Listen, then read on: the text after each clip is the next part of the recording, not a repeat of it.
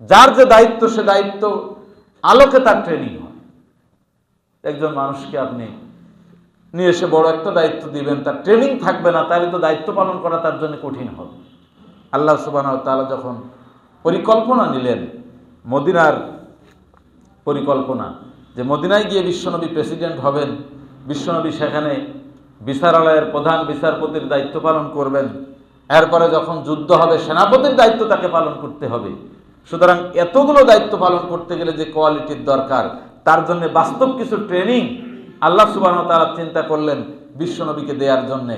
আর সে উদ্দেশ্যেই কিন্তু এই ইসরা একটা, মিরাজ একটা, দুইটা পার্ট সফরের।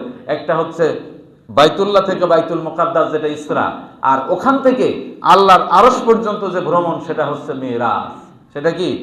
সেটা হচ্ছে মিরাজ।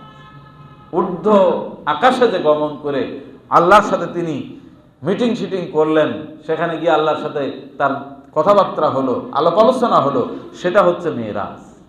প্রিয় ভাইয়েরা, তাহলে জুলুম নির্যাতন যখন হয়, অত্যাচার নির্যাতনের মাত্রা যখন বেড়ে যায়, তখন বুঝতে হবে আল্লাহর সাহায্য সামনে আছে না নাই? আছে না নাই? প্রমাণ হয়েছে না হয়নি? প্রমাণ হয়েছে।